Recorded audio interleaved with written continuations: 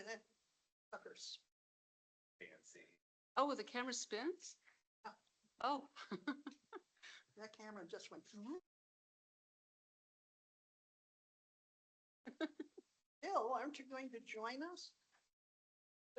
Come join us. It's not like we're short of places for people to sit up. Really? all right, well, I'm ready whenever you are. Okay. Camera's hot. And we're ready. I think this could be a short meeting since we have a skeleton crew today, but we do have a quorum. Hey, Thank you, sir. you Yeah, want me go to- ahead. We have a quorum. That would not be nice. We really. So, I imagine people still walk in, but I'll go ahead and come on to the Well, table. there we go. It is 6:01 PM. It is October 13th, 2025. I will call this meeting to order. This is the meeting of the Economic Development Committee and specifically the Zoning Subcommittee. In attendance is the committee members, myself, John Rock, and Win Weiser. For the Zoning Subcommittee members, we have a member of Planning Commission, Matt Casey. We have our Law Director here. We have Building Commissioner here and our resident liaison, Linda Johnson here. And a member of the audience, Michael Meliscus is in the audience. If anybody else comes in after this point, we'll just have you sign in and your name will be in the record from the sign-in sheet. For today, what I'd like to really focus on is, well, first, let me go back a step. This committee had been reviewing a draft language of the comprehensive zoning code redo. It's a 2024 draft we've been reviewing. There has since been a new draft published. There was one of December of 2024 that we did not receive.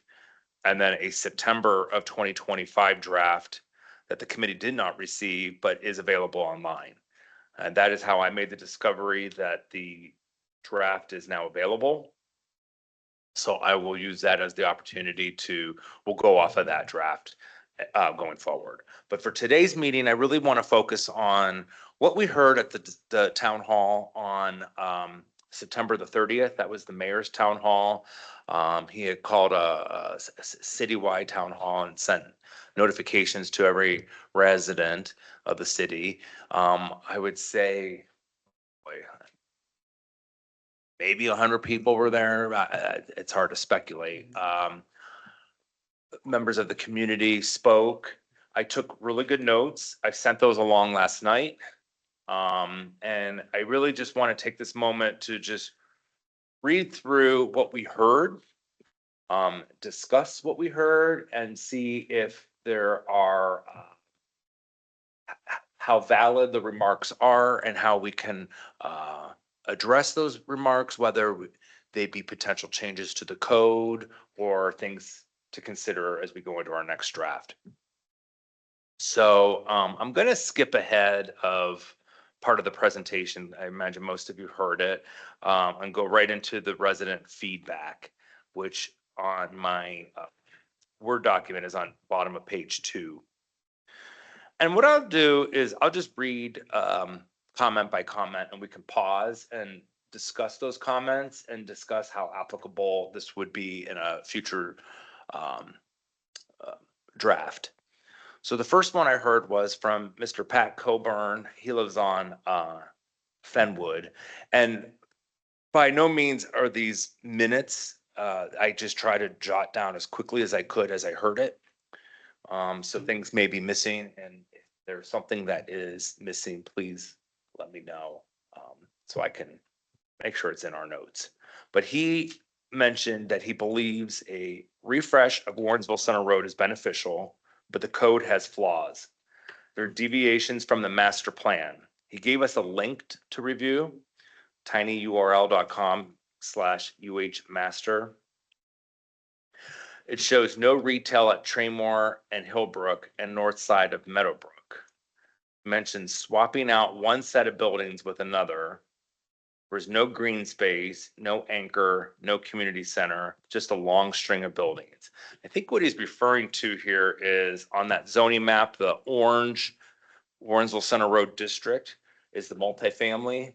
And then the red squares that are throughout that street or on the corners, that's the mixed use district. So multifamily plus mixed use.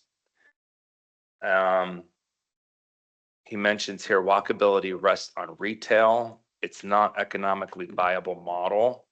If you build something and it stays vacant, you will have more problems. Meadowbrook and Lee, that retail has been vacant for a year, no plan that retail is going to work. Neighborhood retail, we already have at Fairmount Circle. What's left may not appeal to the neighborhood. What's going into the gateway is a competition. JCU made a decision to move students. That's an just internal decision that can be reversed at any time. So I guess I'll start off and we could do a roundtable here of what I think he's trying to say is an issue that he's taking him specifically in terms of the retail, of having that retail on those mid blocks. When I say mid block, I mean not on Fairmount and Warrensville Center Road, not on Cedar and Warrensville Center Road. It's the intersections in between. And what I think he's saying here is it's going to be hard to fill those, which I don't disagree with. I think, and we heard from an applicant at Planning Commission 2 months ago now, who was proposing mixed use development, the corner of Hillbrook and Warrensville Center Road, following the code that's proposed. And everything was following along just fine, except for the height. But he mentioned that it would be hard to fill in that retail. And I said, from what I'm hearing from residents, and it was pretty consistent, was that there was an issue with building height, there was an issue with retail in their backyard, and there was an issue with parking.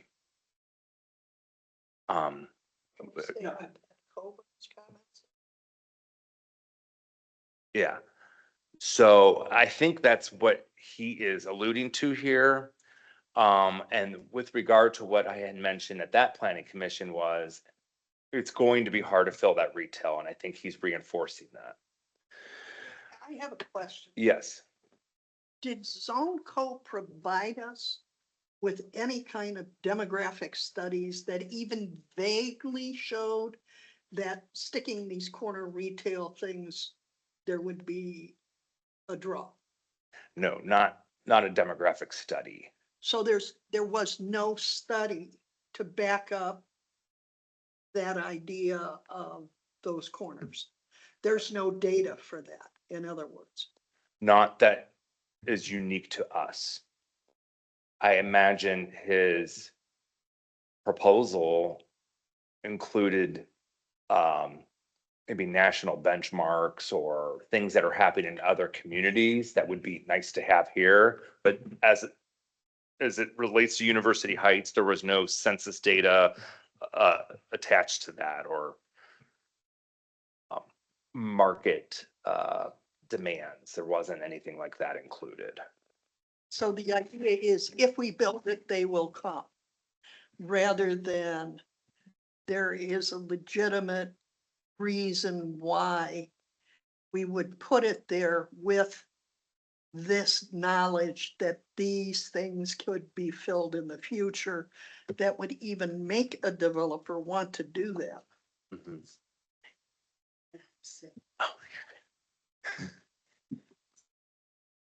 Right. Okay, so that to me is,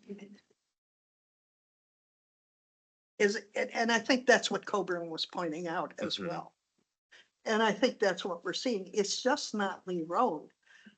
They still have not been able to fill the retail in top of the hill. Right. So this isn't, and we're also competing with Van Aken. Right. So. Check. It's been a number of years since I've seen the master plan. Mhm. So I want to make sure that this assumption that was presented by Zone Co. didn't reflect a layout that was already presented in the master plan. I don't remember it that way, but I don't have it in front of me. Right, and Mr. Suter did allude that he was referencing the 2015 master plan. Which Is up for renewal again, isn't it? Don't we do that every 10 years? we should. We don't have a particular renewal in front of us. Can I correct the record? Yes. It's actually the 2017. That was when it was approved. That was when yes. approved, so. Yes. Okay. I do remember being on council when we approved it. The title in his presentation said 2015. That's where that came from. That master plan came up a couple of times in the presentation, and I will just say that when Mayor Infeld was mayor at the time, and this was approved in 2017, and after she was mayor and went on to do other things with the county, she mentioned in the resident feedback that that was an outdated master plan. I don't disagree. It's 10 years old. Well, I guess a master plan can be updated between 10 to 15, maybe even 20 years, depends on the city and the size of the jurisdiction that it's dealing with. I would say that given the fact that University Heights is pretty much built out and there's not a lot of change going on, I would say that you probably have another 5 years before you need to update it. I just spent the last week and a half really going through the master plan and comparing that to what Zone Co has, and it pretty much almost mirrors what is spelled out in that master plan. But tries to be a little bit more vague, which is the goal of zoning regulations, in order to give you some leeway for your planning approval process. When we talk about kind of what I would say is the land use and development apparatus, you got three things. You've got the master plan, which is kind of the vision for the community, what you see in terms of growth, land use, et cetera. Then you've got zoning, which kind of sets the rules and the guidelines behind that, and about land use. And then you have the development entitlement process, which is where the land development approval happens. And that's where you're looking at your community standards, design aesthetics. Is this contextually appropriate for the community based on, and that references back to the master plan. What I don't see is a lot of rules around that planning, that development entitlement apparatus. And I think that's where the gaps is. And I think you and I have had that conversation. And one of the things I'm working on right now is a primer that explains all of this. And that kind of explains what this master plan says and what it's supposed to do, what the zoning regulations are supposed to do, and what the development entitlement apparatus is. And to help people kind of understand, I think there's a lot of confusion around what zoning is, what people think zoning is. There's a lot of, there's this misperception that zoning is a stand-in for this development entitlement process. And it's basically trying to bulletproof that. You can't do that. So that was my concern, and that was the kind of based on the feedback that I heard. A lot of people saying, well, this is the plan.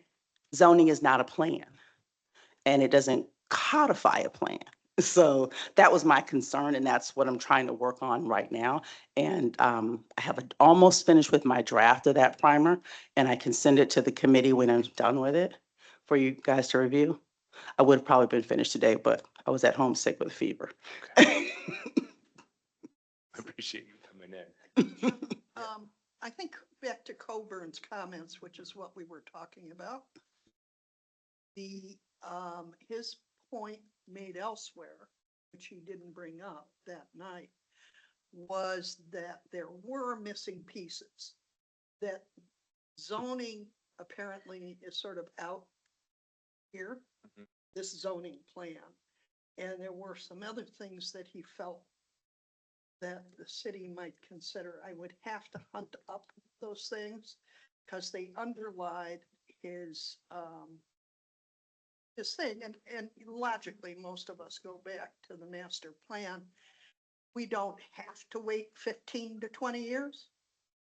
We can always do it on a 10-year basis because it does allow, and we have over the years, because we've been sequential, we've been able to pick up on trends that have allowed us to do things. The pocket parks came about because of a previous master plan, because we weren't making zoning changes or as massive as zoning changes we are now. I mean, basically, we're correcting the mess that we've sort of kept putting sticky notes on all these years, so. I think the point again is, are we, is it wise to force feed retail in those areas at the bus feeder? And here's where Into a I'm at mixed with use that. development. I mean, first of all, I would love to be able to walk to a retail establishment on Lawrenceville Center Road, but I think one of the downsides to what I see in the plan is that those little red squares are blocks apart. Meaning I have retail, I go a whole block of multifamily, and then I have retail mixed use again, only on the corners. And that's great, as that could support the neighborhood. But then you're really just only supporting the neighborhood. If somebody from outside the neighborhood wants to use that retail establishment, they're going to drive or find another means of transportation. And then to go from that retail establishment to the next one a block up, I mean, we're talking about someone driving from They're not- location to they're not location. There's no connectivity. It's hard to connect it, Yeah. yes. So are we talking about, let's say, since you've already got this Gateway project on this end Mhm. of Warrensville Center Road, are we talking about maybe taking this, like, basically limiting that zoning to that block that's adjacent to it? And then I'm not sure. I guess what I'm trying to say is, I don't want to necessarily require the retail component. Well, it's not required. It's just allowed. That's the whole thing with zoning. The planning apparatus and the planning commission can say point blank, yes, we know this is zoned for. However, we do not approve this because it is not. So you don't have to, John, This particular zone though did require, it was required. John, we've got two different meetings going. I'm answering his question. We have two different meetings going on here. We had an agenda where we wanted to discuss the resident comments, not get into necessarily the zoning code and the changes that you're currently working on, with all due respect. So we have a choice. We either do that meeting or we do the meeting that we came in here prepared to talk about. I just would like to point that out. And I was just responding to the fact that I'm uncomfortable with letting comments stand that are based on misperceptions. And that's why that's why my response is, yes, this was a comment. However, this is a misperception that needs to be addressed. And that's what I've had a conversation with John about. I've had a conversation with ZoneCo about, I've had a conversation with the mayor about. How do we address that in order to make sure we go forward? So I don't want this idea that because the residents have this particular feedback, that has to stand and be responded to as is, because sometimes it's about education as opposed to making a change. So that's why I'm interjecting. when I I'm- don't disagree with that. Mhm. However, I would Yeah. point out to you that these are not resident comments that are coming from an uneducated point of view. And if you assume that, you will discover that they are very educated. And they have a lot of the background that people presume they don't. Okay, so let me just take a step back here. I do recall, and I can't find it in the new draft, so maybe it's been removed, But I do recall when we had that planning commission meeting, reading that retail was as a requirement on the first floor. And to go away from retail, you would need a variance. Right. So what I'm trying to, That was discussed. yeah, so what I'm trying to say is, and I have to look and see how it applies in this new draft, which we're not there yet anyway. But what, to respond to his feedback is, I'm not necessarily sure I want to require the retail component. And how it would be allowed by zoning, we could allow for it because it's mixed use. But I don't necessarily want to devote X% first floor to retail. I think that's what Mr. Colbert is trying to allude to here, and I'm not in disagreement.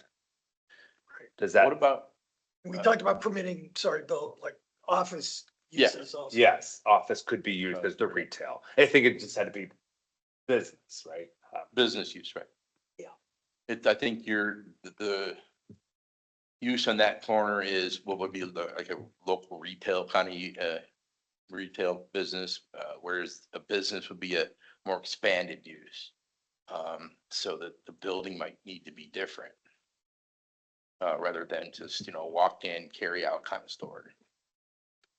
Okay, But so that would need to be considered. But in any event, I think introducing more office use, Mhm. it was good, is a good idea. It's something we should consider. It's kind of against what the comments were at the town hall meeting, where they wanted it to remain residential. Yes, I think that the city should consider a new master plan to redevelop that area. To consider to bring in more office space, because the office space supports the retail. Because the people on lunch go to retail.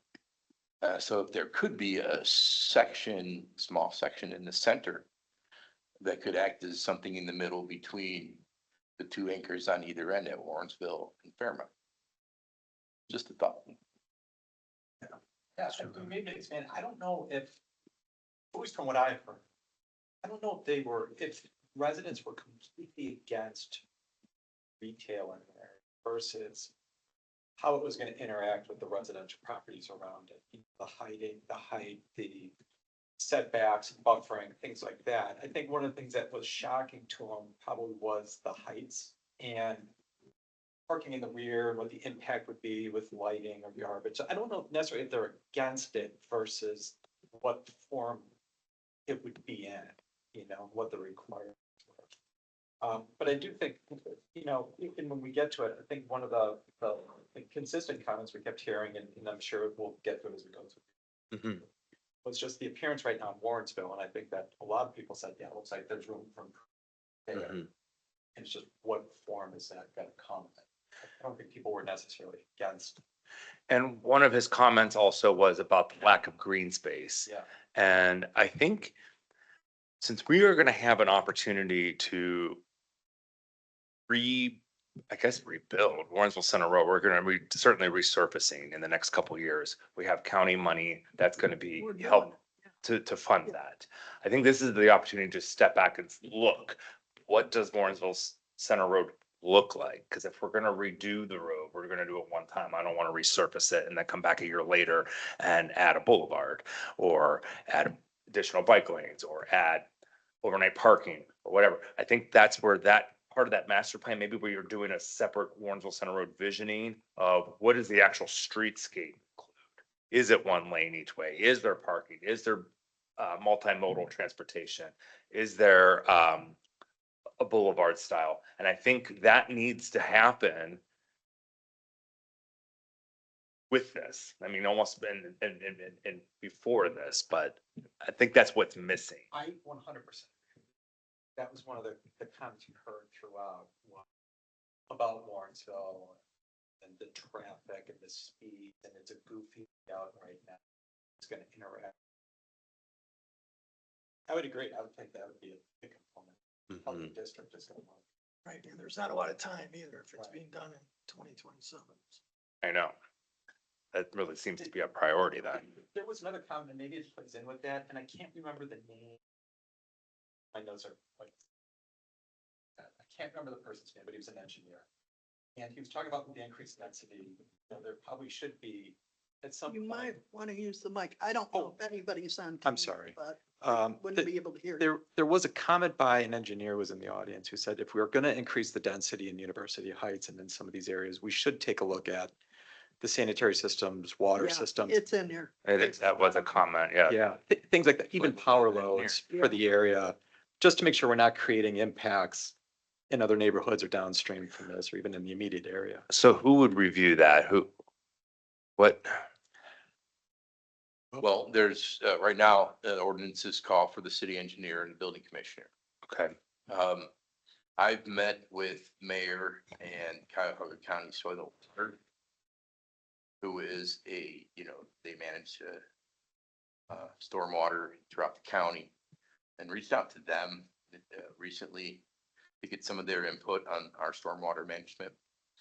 I actually anticipate, some sort of agreement with them that we can be presenting to council soon. so I'm sorry, can you say that again? What you will be reviewing, which, Some sort of agreement that they're An coming agreement? back. Yeah, we met with them, discussed with them. The with the ability of them stormwater? We would taking help care of with our stormwater stormwater. management. The comment that was said, I didn't get his name, but he was consulting engineer, that zoning has always been a hair puller. When he looks at this and hears density, there's no denser than we have now. We need to reevaluate our infrastructure. Density means high stormwater. Storm systems were not designed for this.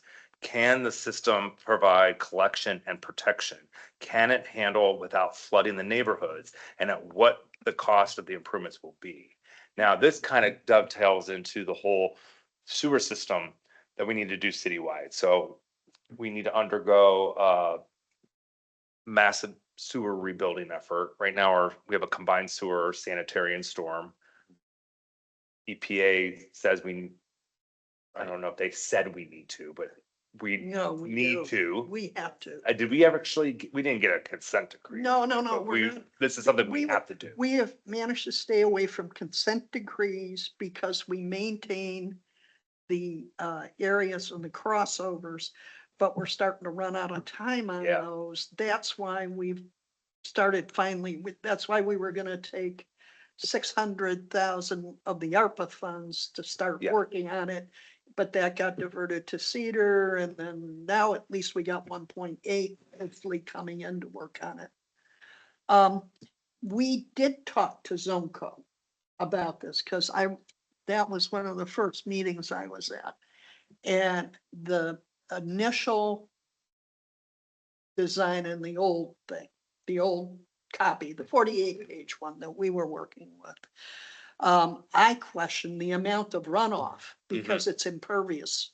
And we can put in the big collectors underneath, but at some point that goes into the storm sewer. Mhm. And I think when I was listening to this gentleman talk, he was making an excellent point. We can't just turn around and ignore it. We should have, that was a part of the issue with the old codes, buffers at 10 foot. Mhm. Because some of the ways you control the runoff is increasing the buffer size. So you have more land that can absorb. And we should have, because God, we were talking about this back in planning in the early and in the environmental side. The environmental planning side is that really cities needed to start upgrading their stuff. But that goes back 20 years and we still have done nothing. So, I mean, part of my concern about that when we were talking about that was that we have an issue. We do, and we're gonna have a bigger issue. So it's something we need to pay attention to.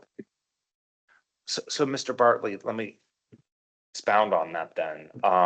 If we increase density on Warrensville Center Road, and I don't know a lot about stormwater calculations, Right. but we have a I current, learned.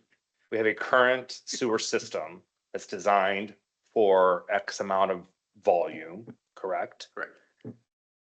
So based on weather and based on sanitary sewage, Of which has changed. what, It's kind of a broad situation where, an engineer obviously would design a new, sanitary or storm system as well, for the amount of runoff that they would calculate. Then you have this stormwater, the management side of it on site and the things that you can do. So there are rates of flow that that are currently in our ordinances that are like outdated, okay, like 8 years. So to update that, what recently happened is NOACA used to set the standard for that rate. They've recognized their rainfalls increasing over the last 100 years.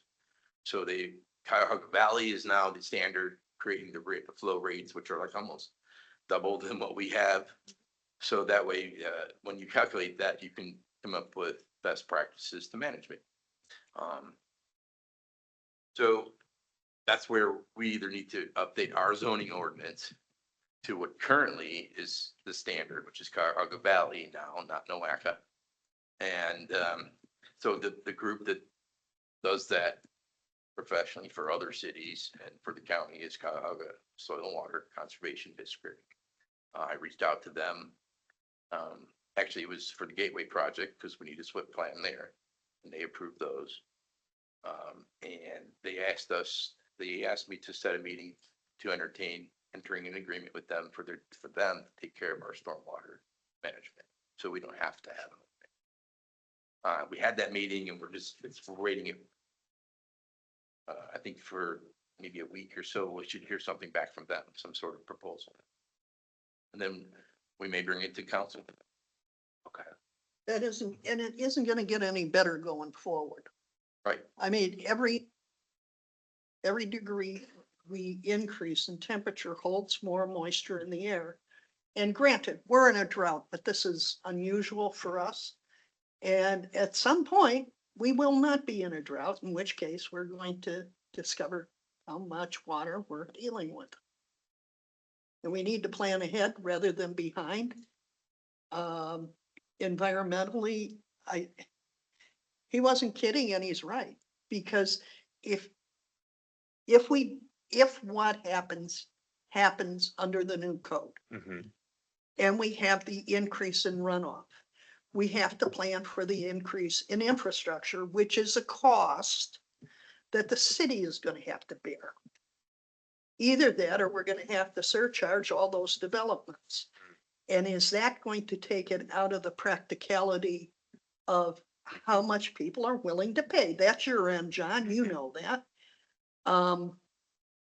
Our problem is our infrastructure belongs to the 40s, maybe 50s in some areas. Because we built out 50s and 60s going east. And we haven't really done anything with it because it's a hidden system and you always leave the hidden systems until you have to deal with them. Well, I'm glad you're talking to. Thanks, Bill. We have So I'm sorry, who is it? You're talking, is it the Northeast Ohio Sewer Cuyahoga District? County. Oh, Cuyahoga County. How does it? The soil and water. Soil and Water Conservation District. Okay, say that again. I'm gonna type Cuyahoga County Soil and Water Conservation District. Conservation District, okay. Do you have a comment? Yeah, and while we're talking about the Warrensville district, and Mhm. about the Warrensville Center itself, I would think, and maybe we already have this, do we know what Warrensville Center is currently operating at level of service, whether it's A through an F?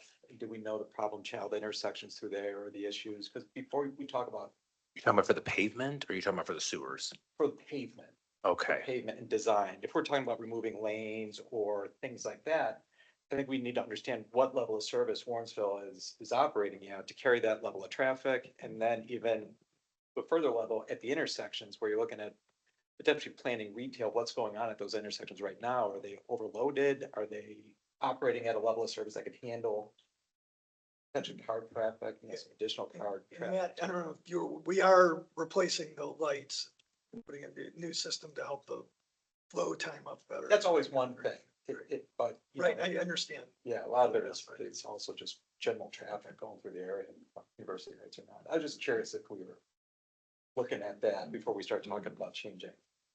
Yeah, we are looking at a system for safer crossings and timing, so things that are timed together. The question had come up that, we're looking to make some alterations. And that system's supposedly movable. We can, we can use it as we make these enhancements. Right, but what I guess I meant is if we're talking about losing a lane or something like that. Yeah. There's green space, what does that do to the traffic flow going down Warrensville right now? Does it drop the levels of service? Well, I feel like we need a traffic study, and I think that was a question that had come up by one of the comments, from, I'll get to you in 1 second.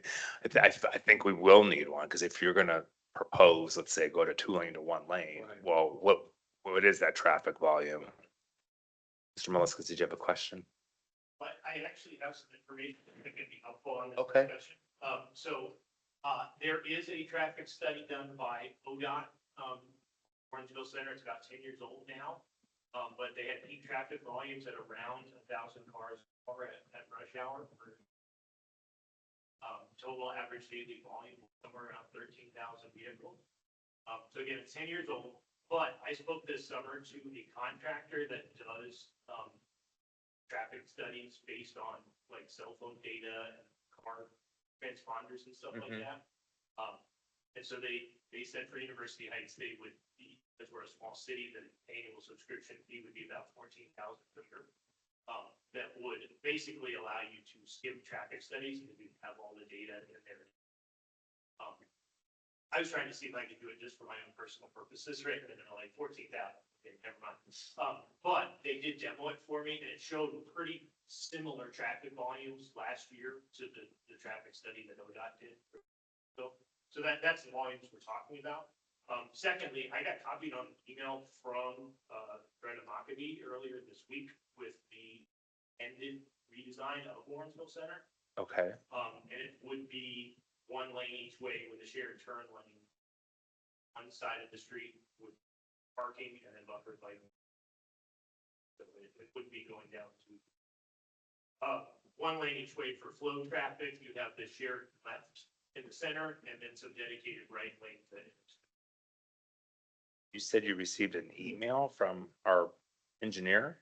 Yeah, he was emailing Alan Pennington and I got copied somehow. So, I don't know if it was a. You're special. Sounds like an oops. You're special. So yeah, so that. You need to be on the payroll? Yeah, I wouldn't mind. Anyway, so like I've done a lot of research in this area and there are certainly 1 lane streets.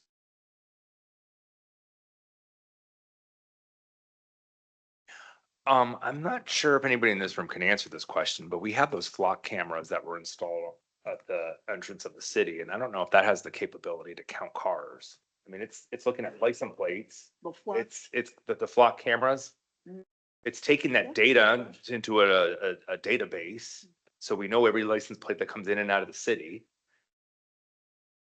Yeah, but does it do all? Does it lanes? count? That's Does the it question. do all of the lanes? I don't know. That would be a question. for I'm gonna the have to chief. ask the Yeah. chief, yeah. I think for the, whatever intersection the camera's at, yeah, I think so. Every license plate, right? It's checking every license plate that comes in Yeah, and out so of we the should have a city. number of how many license plates. Yeah. Okay. Let's continue on with these discussion points. Next person was Dr. Eckstein. You have a plan to change what UH is. That there's something wrong with single family houses, parking, go up and down Green Road, and there's still not enough. I think, all right. From what I'm gathering here is this is an individual who's looking to keep that residential feel along Lawrenceville Center Road. Also, the parking was an issue. It is an issue on Green Road.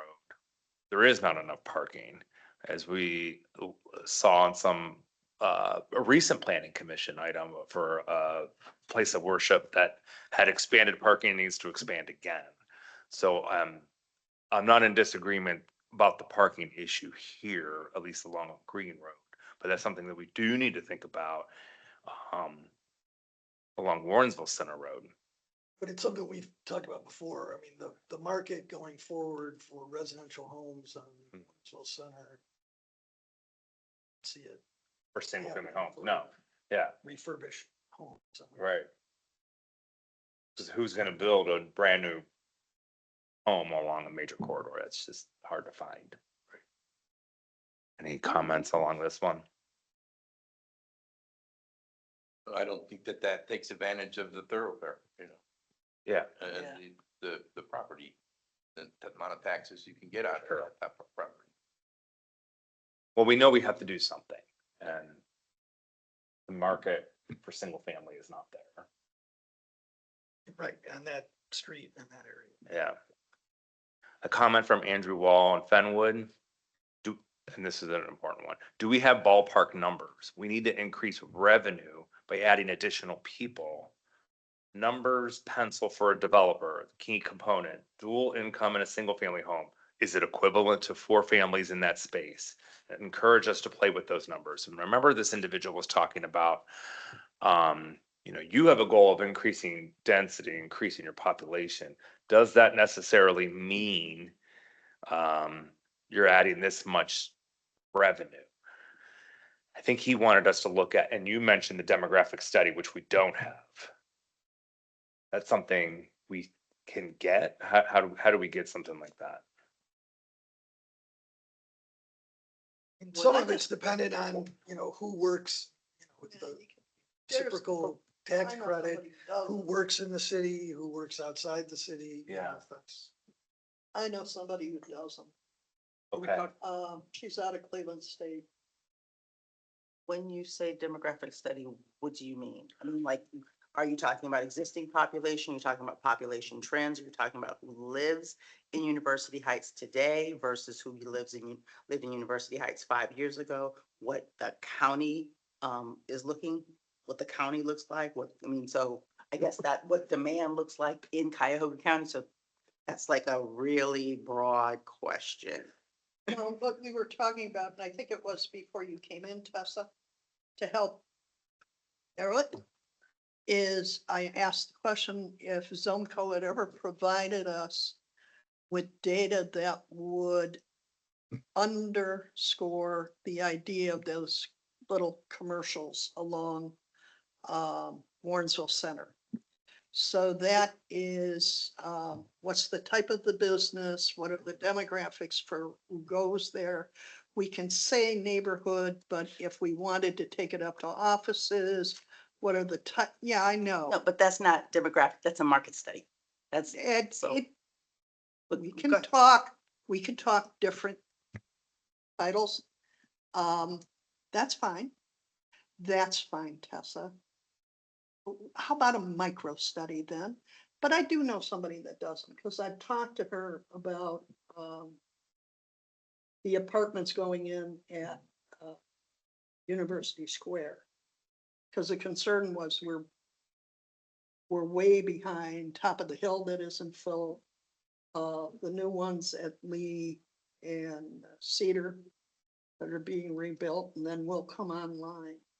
And she made me feel very comfortable for what we can get for those, that we should be able to fill them, that there will be enough demand for those.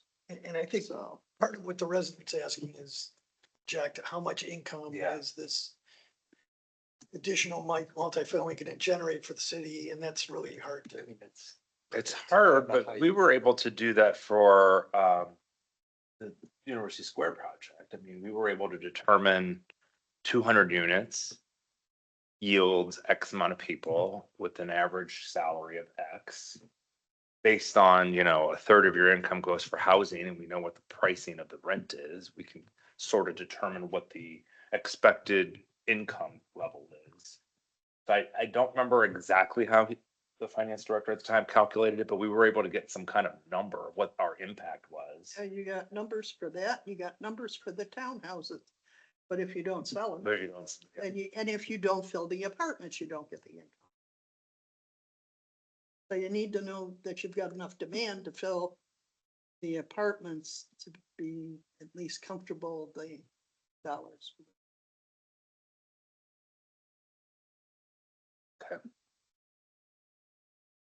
Um, then there was a comment by Susan Delaney, explain how this is going to affect those on Fenwood Road. How high? Guessing she meant the height of the building. How will it affect their home value? Mr. Cedar did respond with, well, the buildings will be closer to the street. Which is accurate. The buildings would be further away from that rear property line, so there will be a less of an impact in that regard.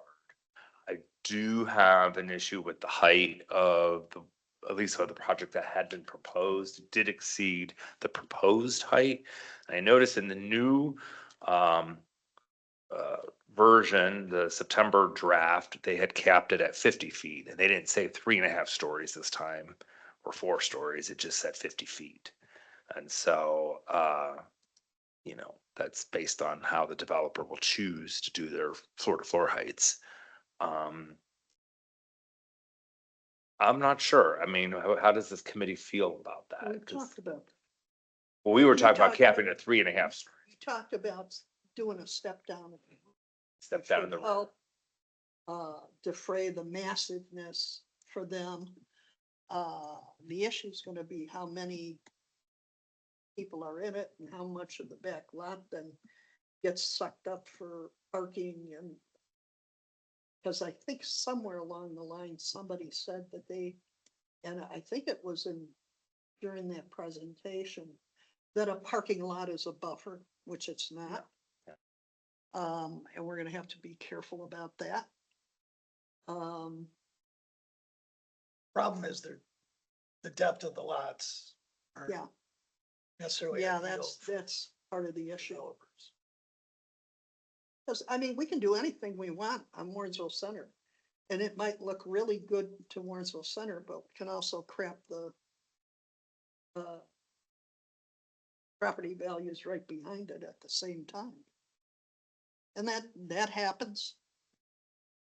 As you well know, sometimes we think things are great, and then when they go up, you end up with a problem in the rear.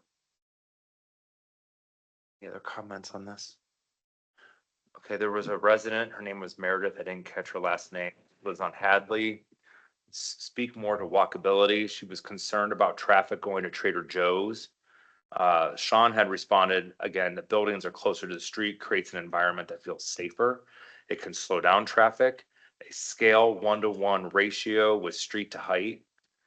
So what they're saying is if the street right of way is 60 feet, your height can't exceed 60 feet because it's that 1-to-1 ratio is what he was referring to there.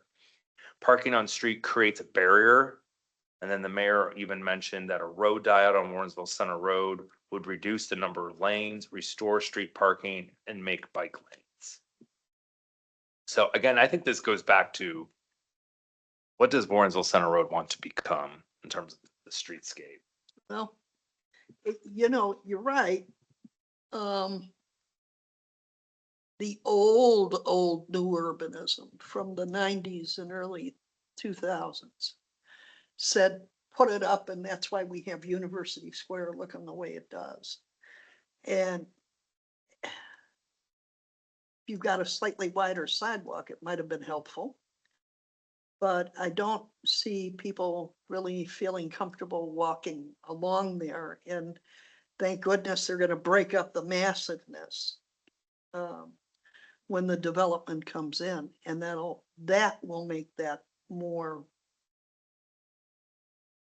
comfortable. So the second question is, what are we doing on the other side, and how does the code allow to prevent it from becoming massive?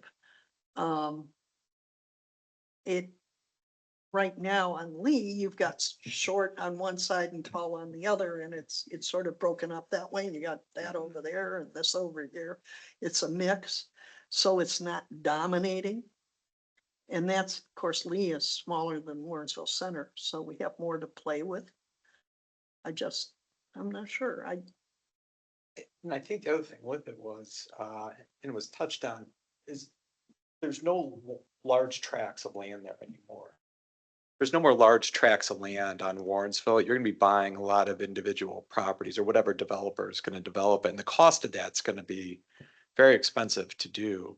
So, whatever you're planning, you need to be able to have other things, or else, the cost of being able to assemble land, develop it, and that it's gonna dictate going up higher and higher and higher to be able to get the density that you're gonna need to make it worthwhile for developers. Well, I think that's what Plutus was basically telling us. I think so. Even though they own enough of the street Yeah. that they probably can do it cheaper than anybody else, Mhm. because they've made money off those units for years.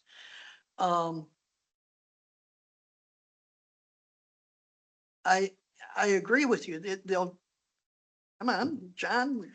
Well, I was gonna say, the problem is the higher you go, the more density becomes, the more cars you have, because Exactly. every tenant will have a Yep. vehicle.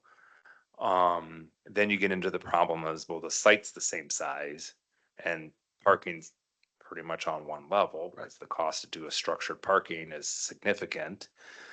And I think that's where Plutus, in that particular example that we saw in planning commission, worked backwards. He went off this, how much parking he could fit equated to what's his density. And those were properties that he owned, and I think with assemblages of a couple, maybe others, but that developer had to go that high to make the numbers, I'm assuming Yeah, pencil with the from, lots that he had. that he had, let alone go buy now and If- pay whatever development costs are now for that. But you have to remember, the market on Warrensville Center Road is gonna change once all those students move out. I mean, But you don't know it's changing forever. no, it's going to change and you don't know what's gonna happen in the next 10 years. I will speculate, and this is having worked for a $7 billion real estate investment fund that actually built Friendship Heights in DC and a bunch of other large developments, that it could take a developer 5 to 10 years to finish doing any type of assembly on Warrensville Center Road. So I don't think this is an immediate issue. I think the market will shift in some way. And housing patterns and housing preferences are changing, family sizes are changing. I mean, if you look around, I live off of Green on Silsby. I mean, 2 blocks over, everybody's tearing houses down because the housing needs and preferences in that area that people who want to live in that are so different from before. Who knows what this developer is going to have to deal with? And so I don't think you should zone based on what some guy wants to build today. That's my concern. I think you have to give yourself the flexibility for what you might be coming down the road. That's why I'm like, I don't think we should actually be discussing a particular project. I think we should be discussing this in the context of what does University Heights want to become? How do people want to live here? What are their expectations? What are their standards for the community? I don't think we should be talking about any particular development because you can always say no. I don't disagree with that. Have you taken the time to look at that Plutus presentation at all? No, I refuse to, because here's the thing. It doesn't matter to me what he wants to do. No. Here's why, Tessa. Mhm. What happened was the mayor took the code as it is now. Mhm. Because the guy said, what can I do if the zoning gets changed? So this was my understanding, and I might be incorrect. You could check with the mayor.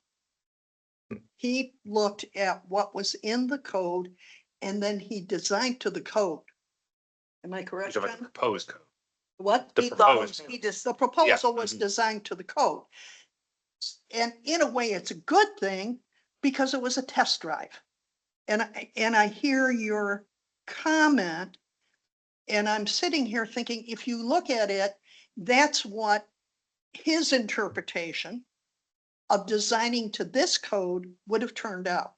Now, I don't know if you agree with it or not, but I think it's it would be helpful to look at, because you would see that.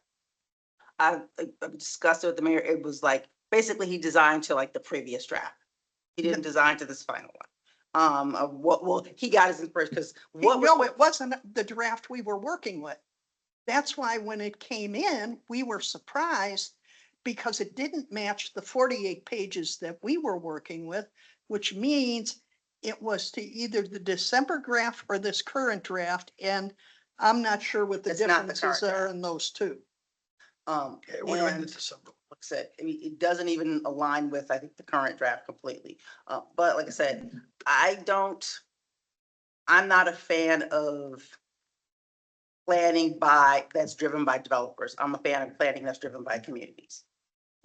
And so that's why I said, I don't care what he has. I don't care what he shows up with. What is supposed to, what do the residents of University Heights today and what do the future residents of University Heights that you anticipate based on the demands that are in this community, the market, the psychographics, who wants to live in University Heights? What do you think that looks like? And what do you think will attract the type of families and the type of residents you want?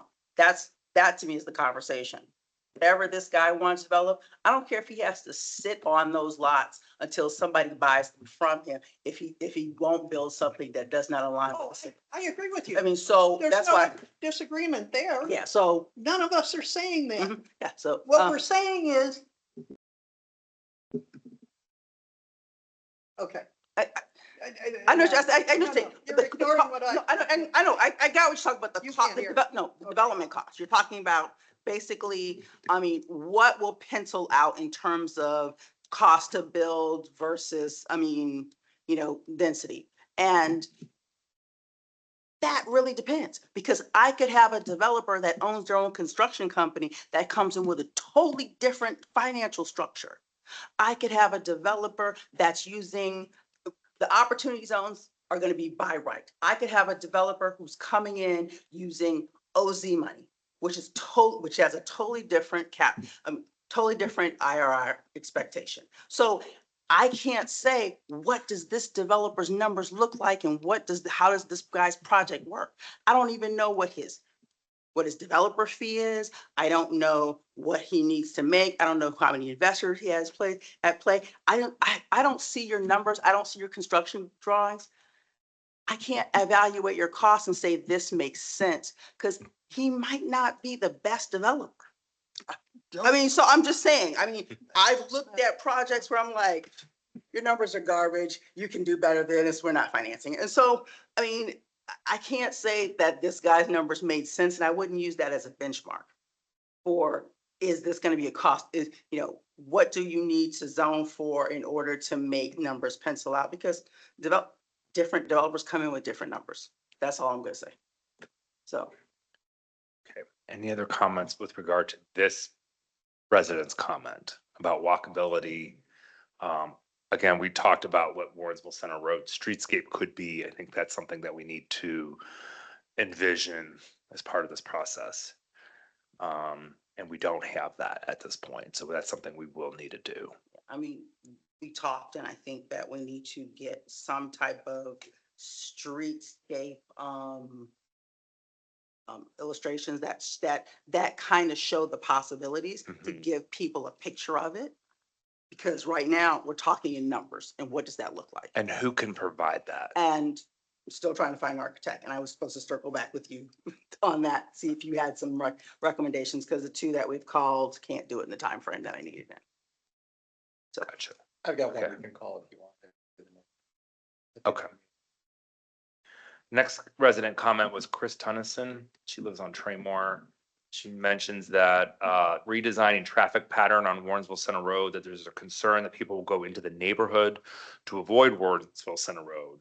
She recommends traffic tables. She didn't see where the assembly fits in. Not sure what that last part referred to, but I do remember the conversation being, you're doing this work on Warrensville Center Road, or you're doing a road diet or whatever, or there's additional parking. Are people going to go through the neighborhoods? I get that. That is a genuine concern. I do that. I sometimes avoid main roads. Yes, I mean, I don't because I've lived here since 2022. I get turned around. I just stay on the straight path and go the streets that I need to go on because you start going and the roads, roads wind. And so I think if people are going on those side streets, it's because they live over there or they live somewhere, they're getting closer in the neighborhood. I don't think that people are cutting through the neighborhoods to get to other places. I think the assembly might have been, don't forget, John, we're having a discussion all over the place about shoals and placements. And we don't allow it on Warrensville Center right now, and I think that may have been what Chris was trying to get to. Okay, In other words, if somebody really wanted to come in and buy 4 or 5 of those houses, And do a show. yep, Right? it's on a main street. Oh, yeah. I mean, yeah. Look, I've talked to some of my neighbors. It's an extremely sensitive issue in the city, and No, no, I mean, look, all my neighbors around me are Orthodox. And so, look, I asked 2 of my neighbors about it and I actually asked about, the building that's next to the police station. I said, well, why haven't you guys bought this? She's like, oh, we would never buy that over there. That's too far from where we're all at. Mhm. And so she's like, we're concentrated over here. We're not going over there. And I was like, okay, I just thought. So, I mean, but you're right. It's a possibility, given the fact that if you have more people in the Orthodox community that are moving into the neighborhood, and they'll spread out. I'm not arguing for them. I'm just Oh, no, no. explaining why. It's a main street. Yeah. Mm,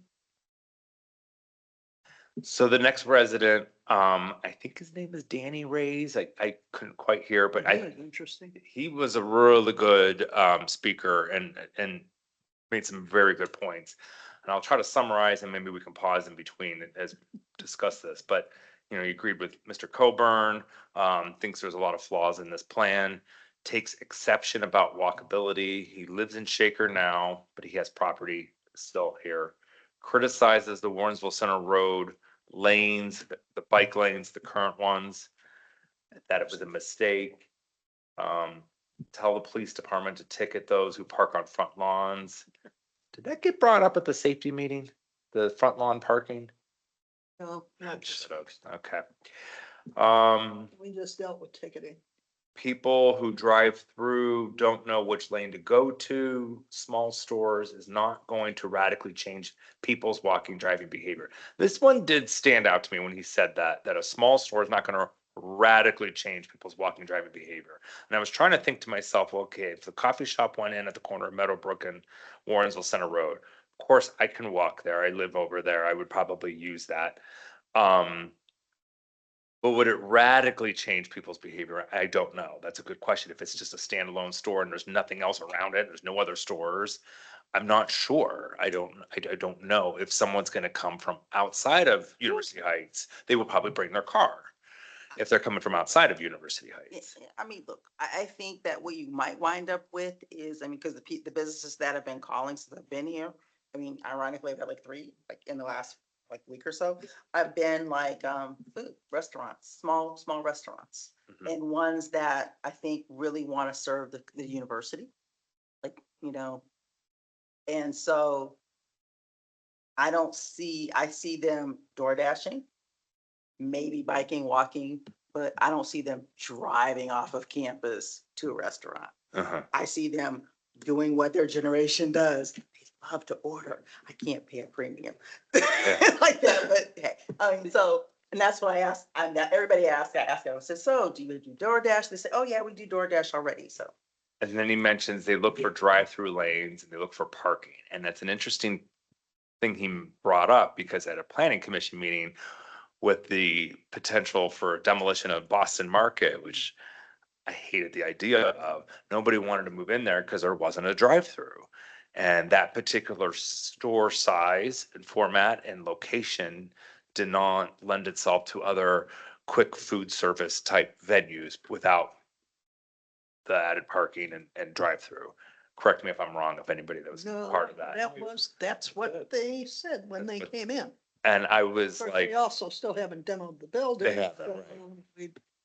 Give that as a. But here was a building right on Warrensville Center Road, right up against the road, no parking in front of it.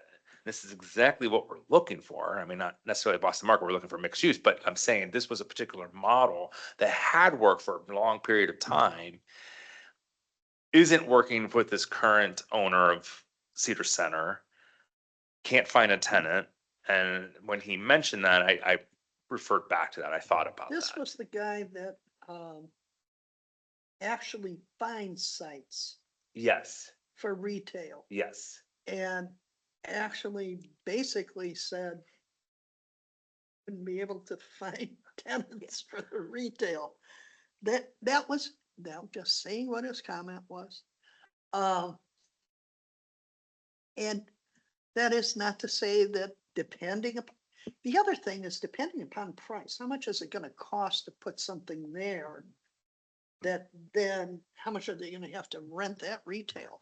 I think, and this is what you, I think some of the conversation, item that you brought up was that, I think there's probably something in Whole Foods' lease that kind of is hamstringing the leasing of that property, basically. They were behind that. Well, Yeah. that was part of it. They wanted so- additional parking. Yeah. Yeah. Yeah, so I don't, Whether we- yeah, so I'm Not comfortable exactly. using that kind of as a, as an example, just because, it's not a clean lease. It's not a clean leasable site, just because there are all these probably restrictions that are tied to Whole Foods, and Whole Foods has a whole prepared food section, and so they're really gonna be like, Boston Market was kind of competing against us anyway, because we sell rotisserie chicken, they do too. No, we're not. And so that site's not a good example unless we get a copy of their lease, which I don't mind asking. If we can get an idea of what is going on there. Oh, we can tell you, Oh, okay. because they said that the developers wanted to make sure that Whole Foods would extend their Yes, lease. that was part. And because Whole Foods wanted a bit more parking, they wanted to tear it down. Now, Parking closer to their. Now, was that how before long they did the ago roof? was that? And that building is still there. It was supposed So, to be down. Apparently, it wasn't as February critical was- as they said. I don't think it was parking. You go upstairs, like I park upstairs all the time, just because I'm like curious about that, and there's never anybody parked up there. Yeah, I'm so, look, I know, I'm I pretty know. sure, look, I'm pretty sure it was a ruse, and that's what they do. That's Well, what what they. got me is Qdoba went across the street and I like, wait, I thought there was no quick service restaurant interested in a size that big, and it's almost the same footprint, right? And it's a smaller footprint than Qdoba, Except but there's more parking. there's more. It's- The unit of Qdoba is bigger than. Yeah, Boston? Oh. they have seating, so. Yeah. Okay, Like, okay. yeah, I mean. And they're more an in and out. They're like Chipotle. Yeah. So, okay. Oh, well, Then he mentions, look at neighboring communities where this has been successful. Yes, we need to do that. They've done it on a larger scale, controlled by one person. Investor will have a hard time putting that together. Plutus, they take their landscaping, remove it, put stones and rocks and don't maintain it. Interesting And here's the feedback. thing though, but that to me, and I go back to that, that is a planning approval issue. I worked on projects where they literally specify everything Mhm. from the number of trees, what the landscape plan looks like. So I don't really, like I said, I think that it's on the planning commission to make sure that anything that comes into this city meets the standards of the community. And that's it.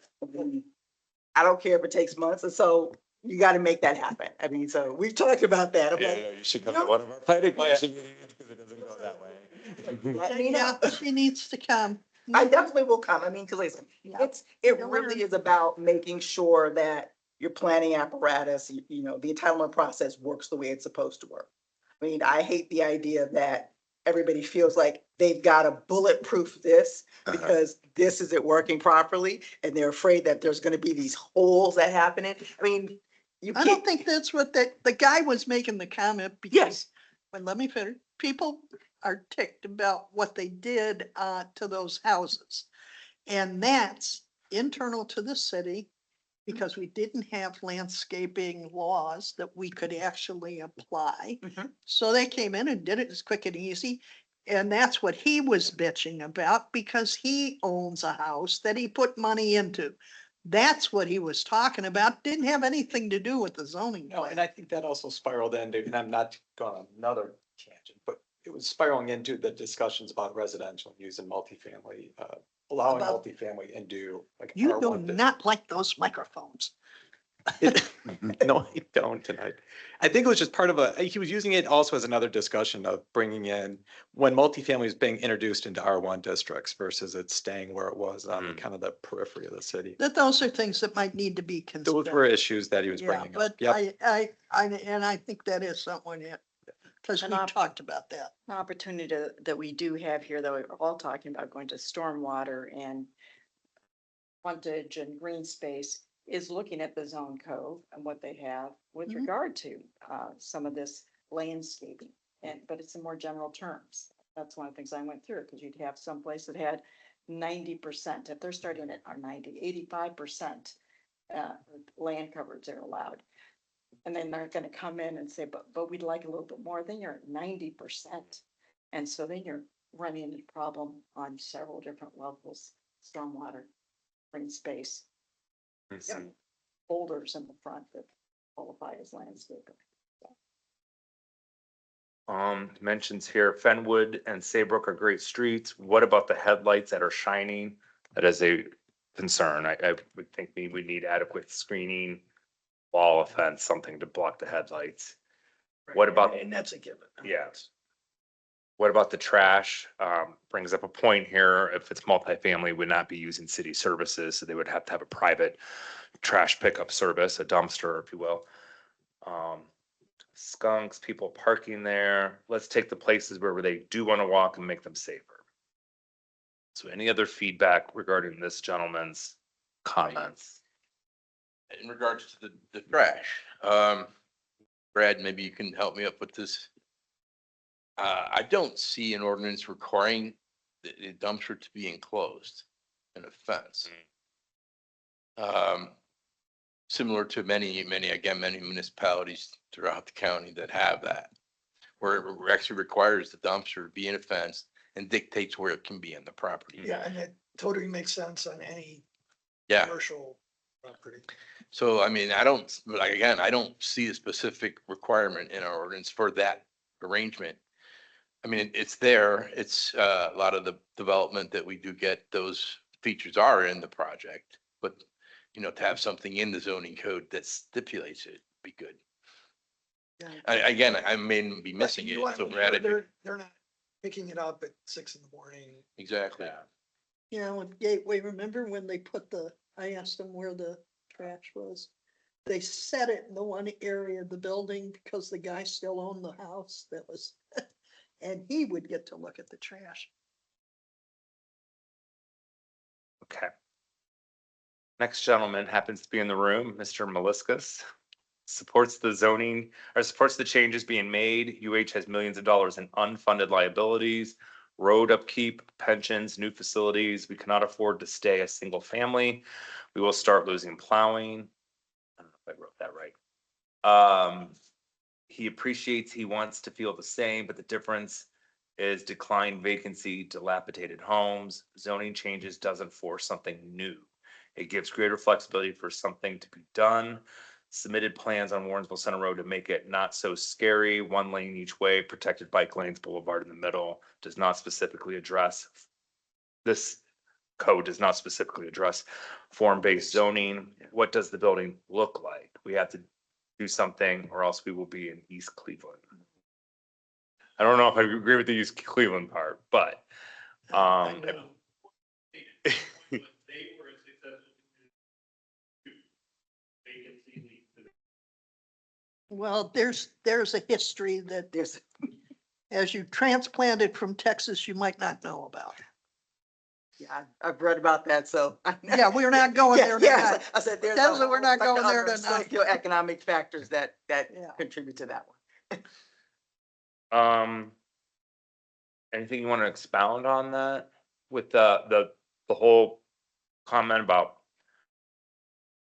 not affording to stay a single family, how it leads to vacancies, et cetera? Well, so specifically about the students moving on campus, right, that it's unlikely that we're gonna be able to fill those properties in. There's something has to be done to refresh the area. As well as the single family homes, the tax revenue doesn't pay for the infrastructure, it's taken service on homes. I live, I like it. But even just the pay for the upkeep on my road is $500 a year. And if you amortize it out, then it costs us, but there's a lot of costs that I should be bearing that I don't. My taxes aren't high enough to cover the infrastructure. So we have to figure out ways to get the density in to make the revenue balance out with our infrastructure. Particularly around, the idea that density also allows us to have more green space.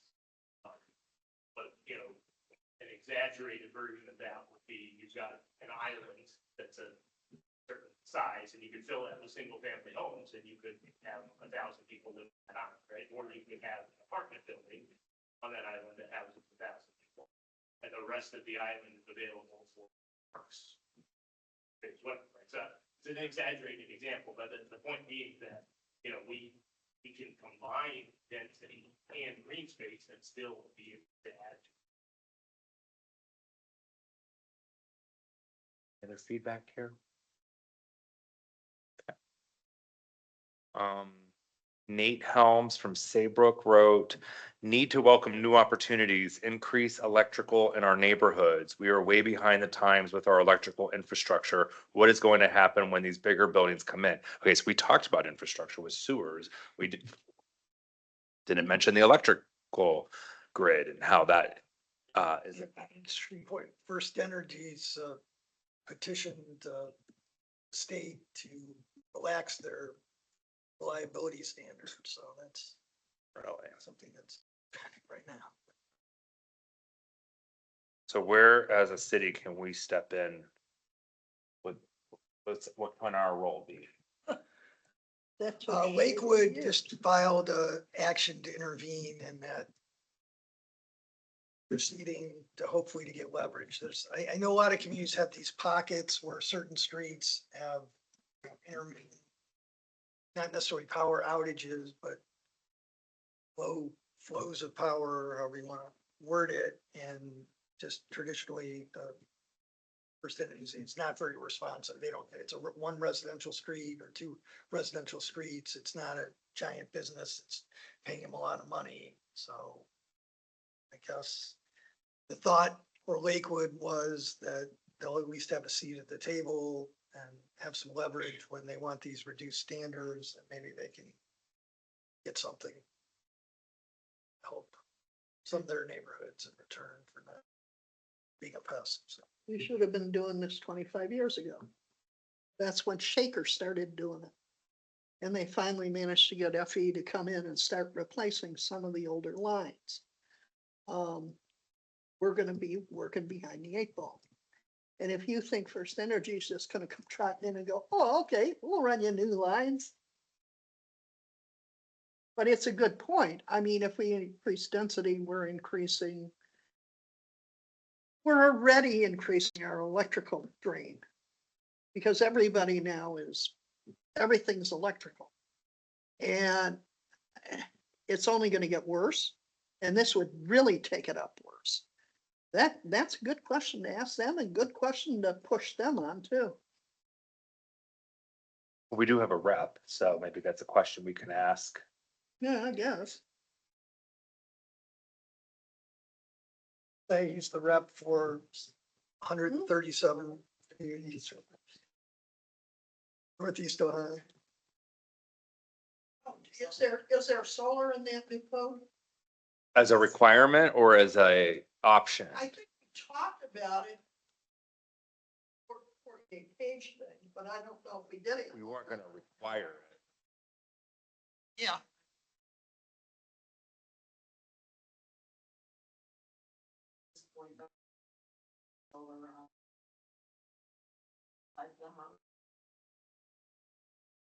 I just didn't see anything. No, there wasn't something specific like that. We talked about what a solar panel, the design review process we talked about, that would still need to go to ARB. Sometimes I've seen applications where, they just put the exact number needed, but it doesn't necessarily fit the home, like you have a wonky amount and you didn't square it off, or how do you solve around when the house has a corner? And I think that's where the ARB is very helpful. We didn't have anything in here that would require, it would just be requiring how the review process is, from my recollection. You can use your, going back to my concept, you can use your development entitlement process to basically incentivize development that has kind of like net zero impact on the neighborhood, where you say, okay, for this density, you have to build that LEED certified goal. You have to incorporate solar. At this density, you can do LEED silver. I mean, so you can do these things where basically you incentivize, you force developers to make trade-offs. If you're going to max out on the density that's allowed for this particular district, then you have to meet this threshold in terms of energy efficiency. Everything has to be Energy Star. Everything has to be Energy Star Plus. I mean, so you can do these things that say, look, we are a constrained city. We can't build, we can't add, we're concerned about the grid and the system. So we're concerned about stormwater. These are all the things you need to do to make this development more energy efficiency, more environmentally friendly, if you want to build at this density. Otherwise, we're only proving you for this. Interesting. I used to work for PG&E. Yeah. I would just say, talking about that, just, it's the balancing act of construction cost versus, is it worth it for the developer? Because you gotta look at yourself through the communities in the area. If I'm a developer and I have these construction costs in Mhm. University Heights, and I can go right across the street or right next door and build the same thing, I'm going right next door and building the same thing Yeah. versus here. That's what I said, that's Right. where the trade-off is. So Yeah. you get to do this for this. Yeah. So I that's mean, what it's a great talking point. It's just, Yeah.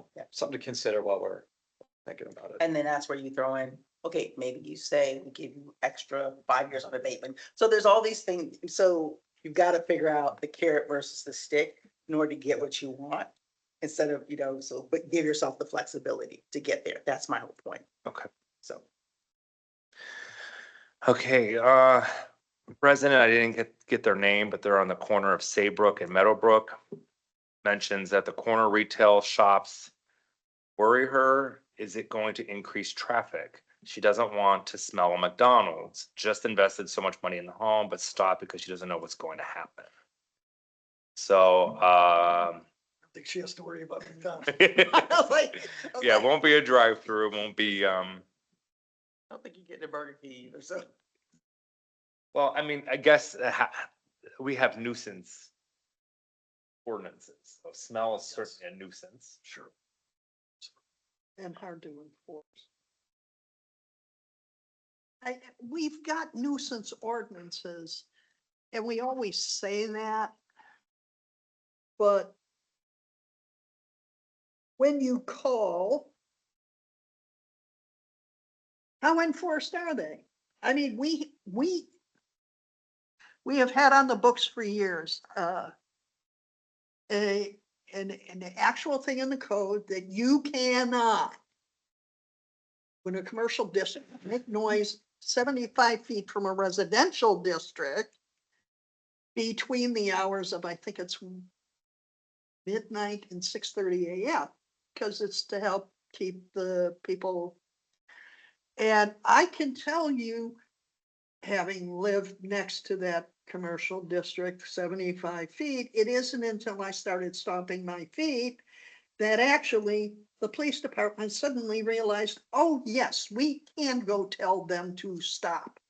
And the building department finally told the new owners of University Corners, no, you can't have your cleaners come through at 2 AM in the morning, running their machines right next to people's houses. So, yeah, we got stuff on the books, but then the other departments have got to be able to enforce it. Mhm. Can't speak for the Yeah. Bill You can. can't fix I mean, everything. you can't fix everything, yeah. I mean, Yeah, I something- know. We it's about- get calls about, these types of things. It's part of the, it's the nature of the beast that we deal with. There's always gonna be people that wanna voice their opinion. I think the best thing to do is to hear them out, fully, and then, address it legally and just make sure we state that clear. I mean, when it comes to like developers and having them decide how much money there always is an appeal process to what they can and cannot do. And as long as we're offering that, there's really nothing that, so if you wanted to incorporate the Energy Star requirement, which I think is a great idea, if, you would have, It's they'd have to be able to express their opinion, or with their due process, they have to be able to ask for relief from that.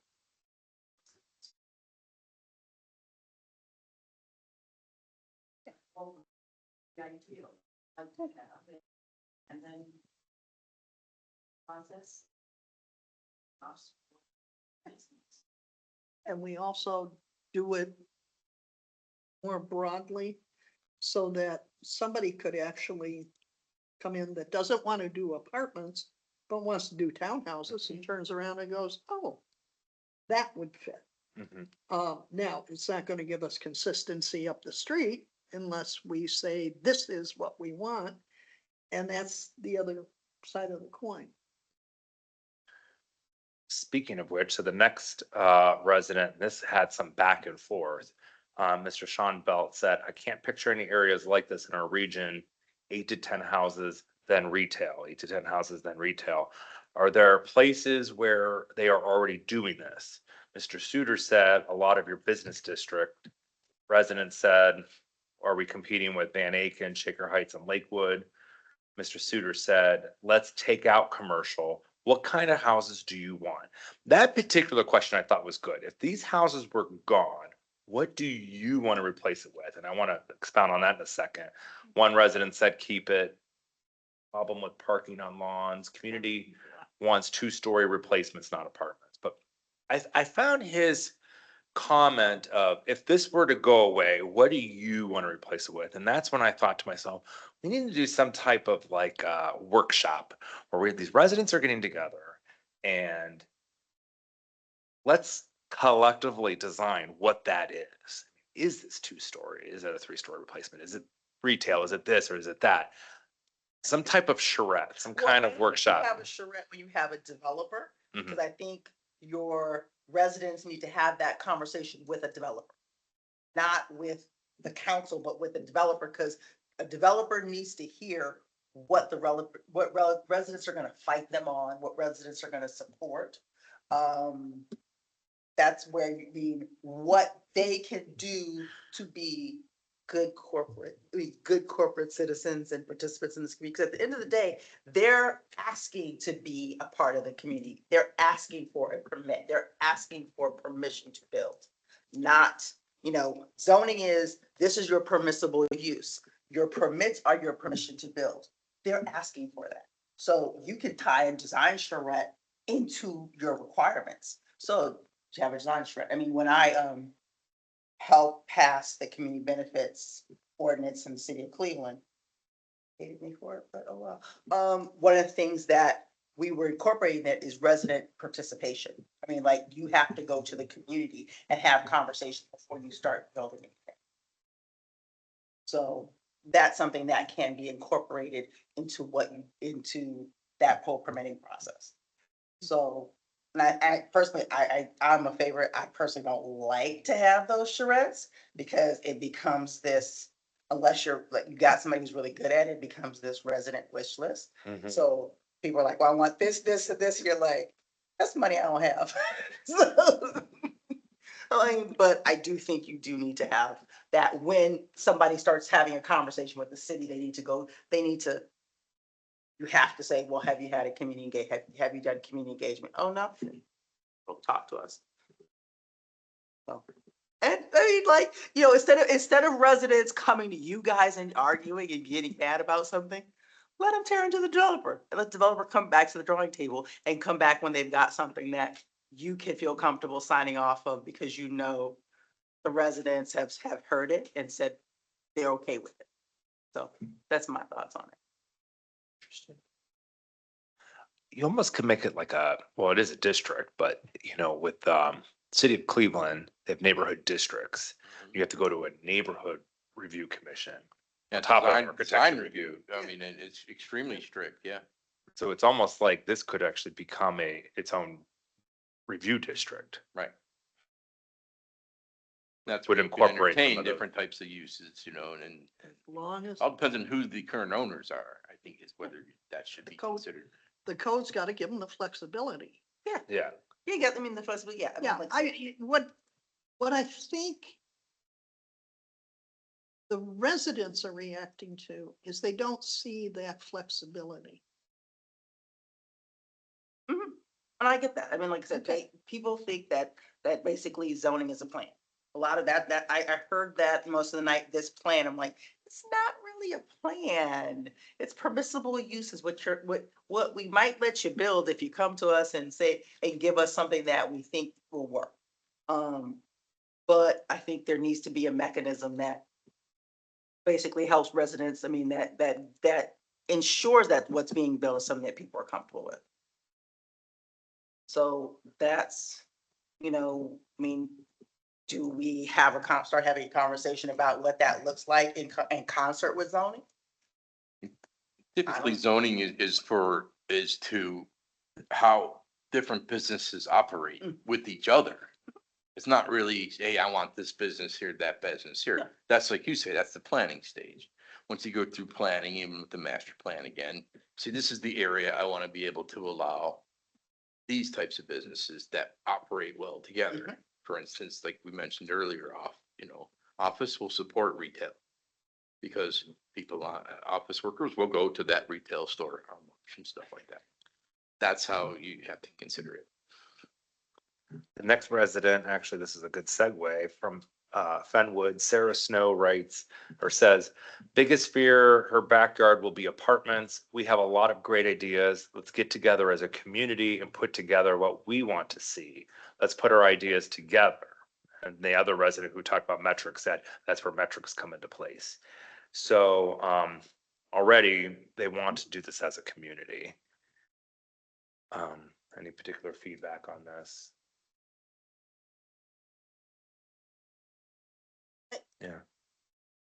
I mean, I get it. I mean, I do think there needs to be a special like town hall discussion for the residents that are impacted on those it's like I counted like maybe 39 homes that have property lines that abut the properties on Orangeville Center Road. I think all those residents need to be invited to a town hall or some kind of meeting so that they can so they can, one, be heard and feel like they've been heard. Two, they can understand this, what this zoning will entail. We can, in that case, show them some prototypical design, say, look, this is how this would look. And just say, what do you think about this? What do you think about this? What do you think about this?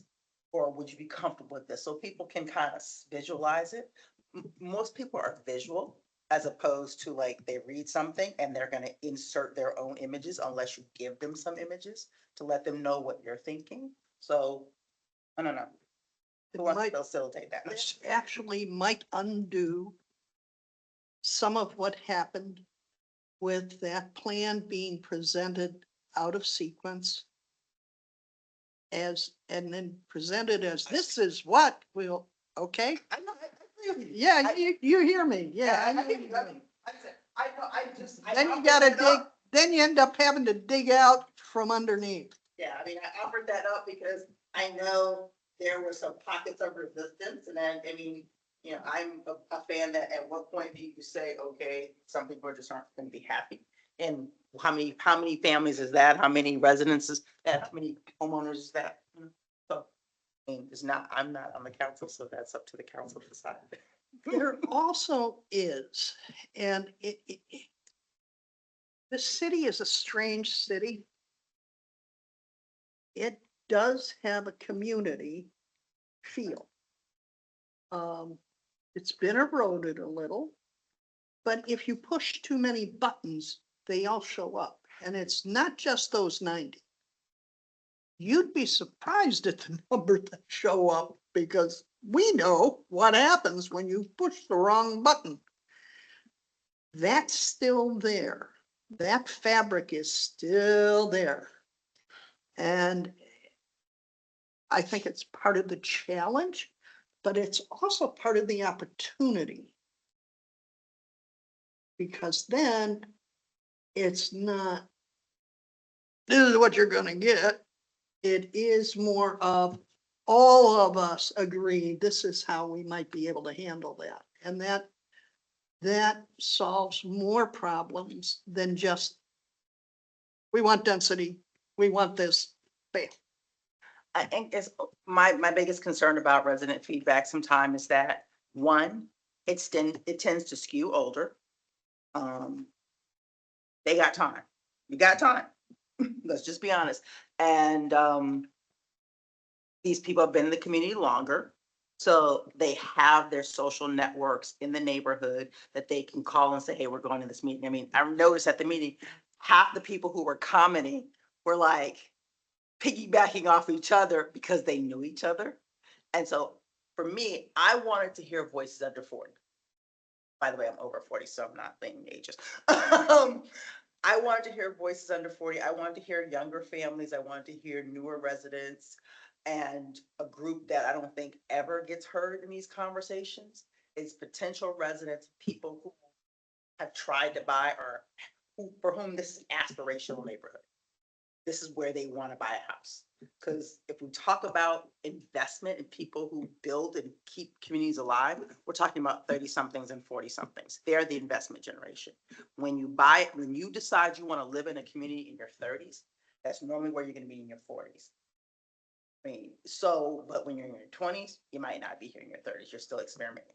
And so I'm concerned about how do we make sure that what is being zoned for and planned for is going to keep the window and the door open for that group. So I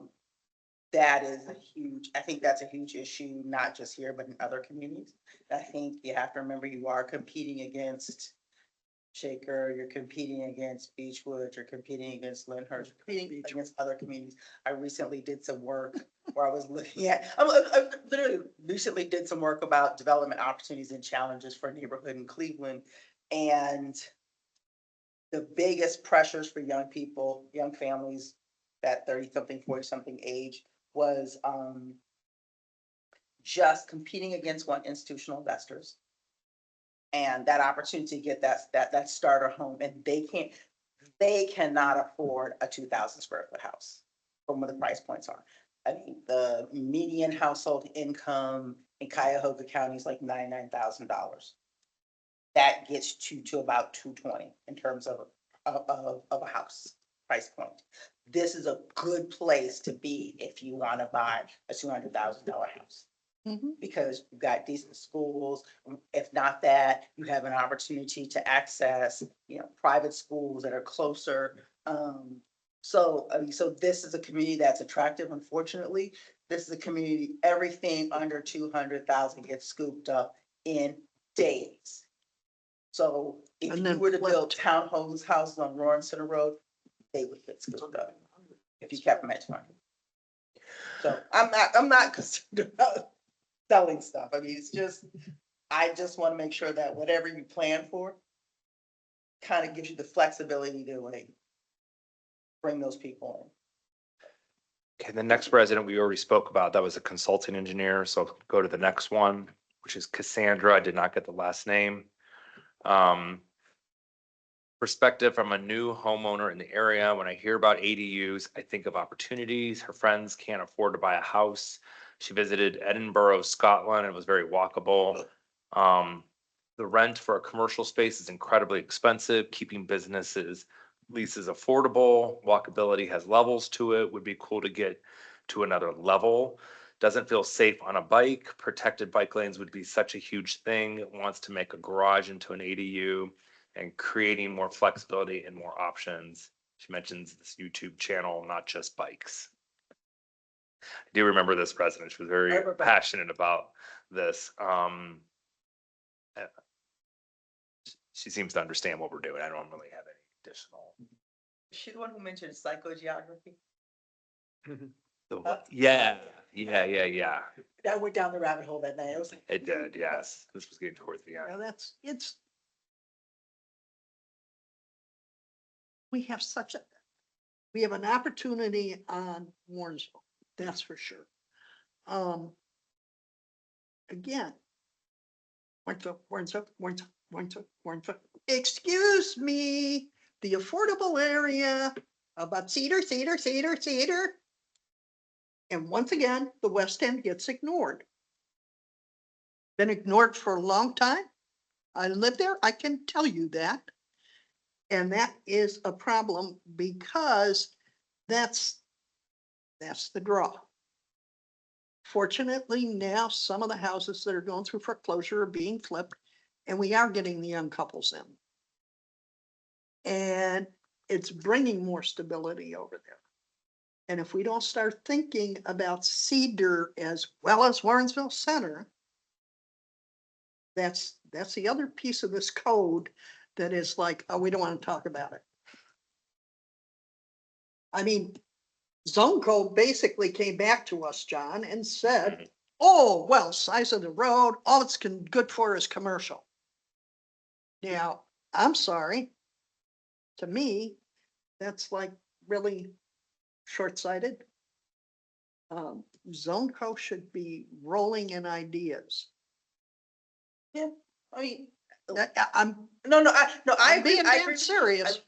No, I mean, look, let's just be real. I mean, they're a zoning company. They're a consulting firm that does zoning. So they say, these are trends, this is what's going on in zoning, this is, and everybody's got software packages. They plug and play, they think what works. I mean, one of the things that I think I saw a gap was, and for me, if I were buying a place on Cedar, one of the reasons why I would never buy a place on Cedar, I can't put a fence up. I live on Cedar if I could put a fence up, even if it like a 3-foot fence. I would not feel comfortable having a family without a fence on Cedar. I just wouldn't. And I don't have a family. I have a dog. I have dogs, but I would never live on a street that I could not have a front fence. If there was traffic, it's just me. And so, and I know that nobody allows you to have fences here. That Back up a second. What do you mean like a front fence? a physical fence. In the front, you're saying? Yes, a front yard fence. Oh, okay. Yeah, and so, we've got to talk about how people live today. How do people live? I mean, the whole huge setbacks. I mean, everybody uses their front yards here. I find that like fascinating. Then I realized people got more front backyards. I'm from an old city. I've lived in old cities, and nobody has we don't have big setbacks. So. I've done Tullamore. Yes. There's a lot of bikes in the front Yeah. yards. There's a lot of them. That's where the kids are. That's how you find out which house to go to. Yeah. The bikes are. Oh, yeah, I'm fascinated by the bikes all in the front yard too. I'm like, wow, they just get off the bike and go inside. But she brings up a good point here in terms of affordability with regard to the ADU. It's an interesting proposition here, being able to rent it out to friends or family. I think it just has to go back to the rule of the owner of the home has to live on site. Something we had discussed. The current, I did specifically take a hard look at the ADU specifications. The way it's specified, I don't think you can get away with, it's too intimate. Yeah. The way the ADU zoning is, the requirements are too intimate for you to have 2 separate individuals living there. The person either living above you in a garage, living next door to you in your backyard. So I think I don't think you're gonna have a problem. We've talked about that. Which brings to the next resident, didn't catch their name, Fenwood resident. ADU seems like a good to explore if it's not restricted to family only. Okay, great way to add income to the city, better idea than a 4-story building. Walks on Warrensville Center Road, properties that concern her the most are Plutus's properties. So, if it's not restricted to family only, I think what she's saying here, or he, I don't remember who this is, could this be long-term rentals? Not short-term, but long-term rentals. And I think that was the rule that we would allow that as long as the owner is living on site, whether it be in the main primary house or the ADU. That's not an ADU, then you're doing a double. I mean, that just, I get, I mean, so that's it not. is, yeah, Yeah, so. But it is. any ADU here. Was really the first one was, who's? The guy. Come on, The first what? the first ADU here. Oh, You know who I'm thinking of. Mr. Simborski? Yeah, Yeah, I mean, that came in, it's set and it can't be rented. We just had another one come in around Cramer. Cramer University, and I can tell you the neighbors were highly concerned. Of course, there were some issues with that, not going there. But they went back through, and when they came through, I think BZA for that. Yeah, the location got moved a little. Yeah, and it's limited. And the people building it said, what do I do when Auntie dies? Well, that's your choice. I mean, you're putting an ADU there for Auntie to live. If Auntie dies, that's it. You can't rent it. So I think the rental issue is going to come up and come up and come up. And that one, I think will be interesting to hear what people say about it. Because I think then they're back to, am I gonna end up with a student back there who decides to party at 3 AM and, you know. Does the question then becomes, does the ADU change the character of the neighborhood? And I think it's a valid question to ask. I'm not against ADUs. I think they're a good idea. But I guess on Cedar Brook, there was somebody wanted to put one above the garage because they've got and it's half-assed and they never finished. What was So the square I think footage? those are things we've got to pay attention there to. was a cap on square footage. I don't remember. It's like 800 or It so. was, That's French for say it was under 1,000. 800, yeah. I guess you bring up a good point about it now. Is it becoming a 2-family dwelling, and what's the difference then? I mean, where is that differential between an ADU and a 2-family? Yeah, if you're renting it, If you're renting then, both sides, then you're talking about double, that's not what the zoning is there for. So no, I mean, it has to be the owner, the owner should be occupying one of. One of the units, that's what makes it, So yeah. if you are at, for a senior, you want to live in the ADU, you want to rent your house out. Okay, I mean, if you are a older family, the older couple, kids out the house, you want to let your son and his new wife or whatever move in. That's a different conversation. I've just pulled some numbers recently and I was looking at where young adults are. And I want to say 45% of young adults are in some kind of way living with their parents. They haven't quote, left the family home or they're still living with you their can't parents. afford to. Yeah, they can't afford it. I mean, so, I have a woman that I worked for in New Orleans and she bought the lot next door and she's trying to she's gonna basically wind up doing a family compound for her son and her daughter. She's like, I can afford to build something attached on both sides of my house. I'm like, wow. But they both can't afford to buy a house on their own, but they can piggyback off of my equity and or to have a family compound. It's the way people lived a century ago. My parents, my mom grew up on a street where literally her grandfather bought every parcel on that entire block and built houses for all his kids. I didn't know that was not normal. Being able to go from like great aunt to great aunt. I was like, That's how I grew up, 4 in a row. Yeah. Aunts, Cool. great aunts, uncles. Yeah, Cool, if you can do There were it. a lot of bikes in your front yard. But Okay, we only have 10 minutes left, so I'm gonna So, try to get through this quickly. Next resident was Phil Atkins. This is what we need to do. It's not a simple solution. If you're going to, I guess, do Warrensville Center Road, you have to do it thoughtfully. It's a mess.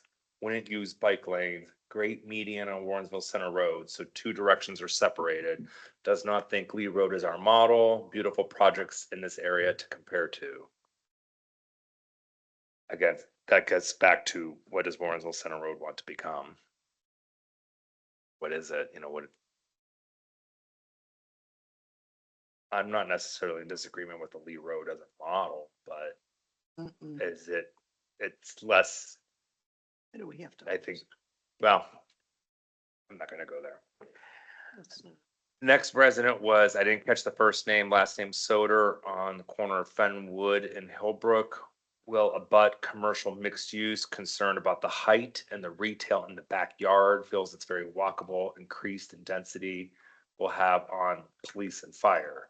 So again, not just on our sewers, not just on our electrical, Mhm. does the density have an impact on our police and fire? Perhaps. Pay you more money and have to pay it right back out. Yeah. Cause there is a formula when we were looking at staffing levels for police and fire, it's based on Yep. population. Per capita. Yeah, so we should look at that formula to see at what point do you hire the next person? Cause they get more expensive every day. Okay. Next person was Zach on Fenwood. Great dialogue at the meetings, compromise and how to come to an agreement. All he's seen is tall buildings and parking abutting his property. Plans are coming to the extreme. We can come to a compromise to make it work. All that's been offered to us is to put in as much as we can. I think this was general consensus is buildings were too tall and there was too much parking. I mean, I think there was a lot of consensus on that's what they're seeing. And I think as we go into our next steps, this is something we need to scale back. Is the height too high? Are we having too much parking? Again, 1 car per tenant. You have 4 lots, so you're at 200 feet. You know how much parking you're going to have. I see the point. So that's something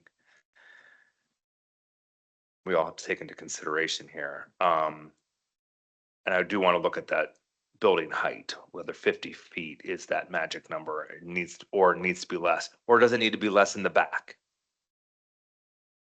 Than we had talked about. Kate Euler said, seen wonderful changes in the city, especially after integration. That's Katie. Susan Infeld, I mentioned this one about if it's being premised on the master plan, it's outdated. If the city would pivot and do a master planning process, then ADU, when we already have detached garages, we don't have a lot of space. And then she mentioned something about infill housing in the suburb consortium, I wrote. So yeah, we did discuss this. We talked about, we need to look at our master plan. Mark McCarron wrote, lives on Fenwood, will be stuck staring at the back of retail. We have UH Square that still needs some love. Let's finish that project before. Why now? One thing I had thought about is when that one plan had come before us, it was a parking lot in the back. There was no covered parking. And what if we require some type of covered parking in the back? Again, so that when you're in the house behind, you're not looking at a sea of parking. You're seeing a roof of a parking structure, which you currently see now, because there's those 4 lots have 4 garages.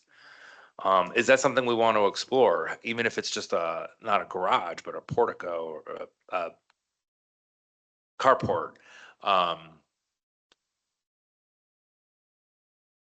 Again, so you're not looking at a parking lot? Is there any particular thought to having some type of requirement for covered parking? That's an interesting idea. I'd like to think about it. Maybe, It maybe might. make it part of the density requirement. If you have such a parking lot that exceeds square footage, it has to be covered. Then it could also accommodate solar panels. It's more That's- attractive to a tenant or That is something. condo owner if, in the Sorry. winter. Yeah.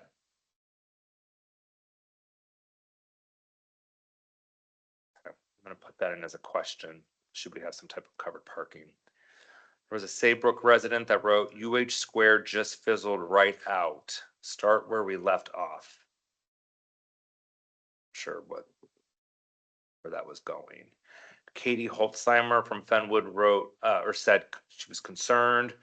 Section of Warrensville Center Road in Shaker where they have the condos. I guess she wanted us to look at that. Landscaping is so beautiful. Whatever we do, we have to plant trees. That's going to be in the code, some type of landscaping requirement.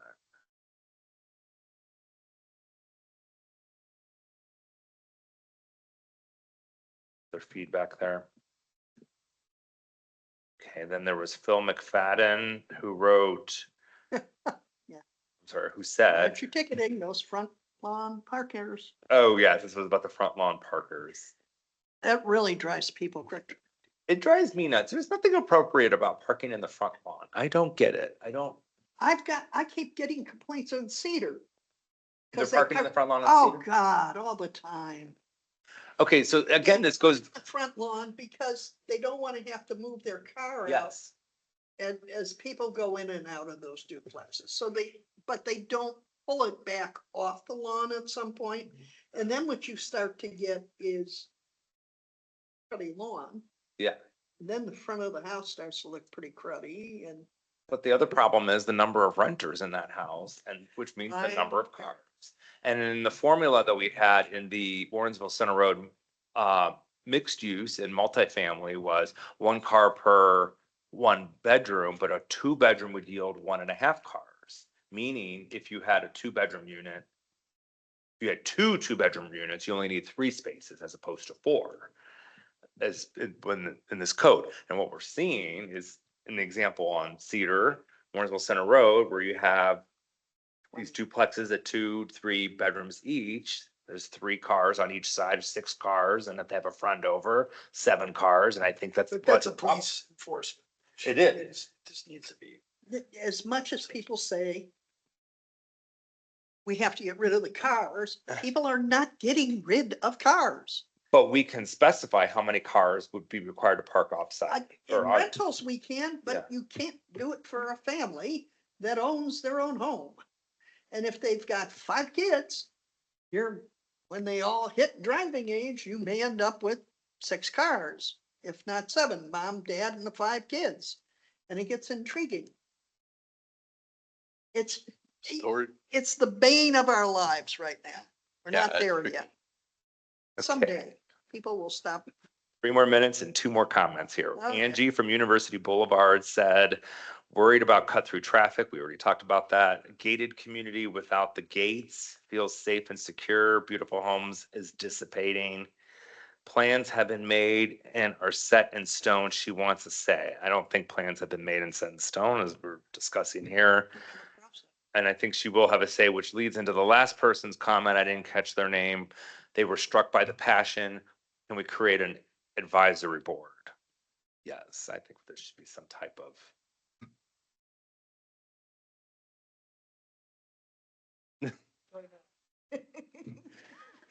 No, people are really, Well, I mean, in terms of the rezoning, not each project specific, I think we need some type of, I mean, we have a board here of 30 people.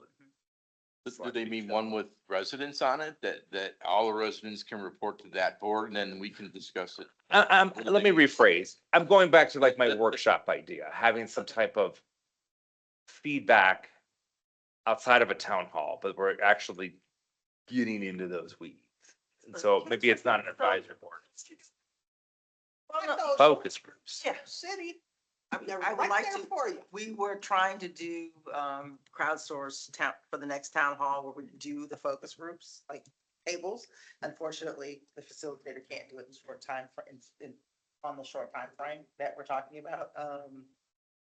So I think we're trying to figure out how do we facilitate that conversation, but I do think we need some type of focus group to get some, and I think that would just, the focus group can be used as a study and a marketing tool for developers.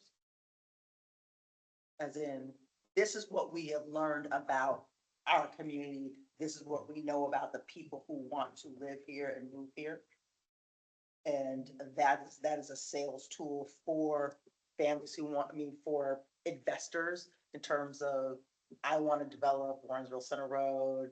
I want to develop the few pieces of developable land that's left here. So what does that look like? And I think, so I do like the idea of focus group. I don't know how fast we can get one put together. So. Well, that's all we have for time. I just want to mention that there will be another town hall on October 30th. Administration is putting on. I am not able to make it. If someone from this group could take some good notes. Thank you. I'll be taking notes. I'll be there. I imagine it, so it's gonna be a similar format then. We're not gonna do the, Different format. The goal is to have conversation with people and to really have people talk to neighbors that they don't live next door to, so they can understand what different neighbors thinks in different parts of the city. Like, so you live over here, what is your concern? And engage to shape the conversation. okay. So I apologize, I can't make it to that meeting. I had already scheduled something for that day before this got scheduled. I do want to say that we will be meeting on the second Monday of each month. Our next meeting is on November the 10th. I think at that point, we'll be ready to dig into the new zoning draft, the September one, which is available online. And I also provided the link in the email yesterday. So with that, I'm going to call a motion to adjourn. So move. All in favor? Aye. Aye. We're adjourned. That was easy.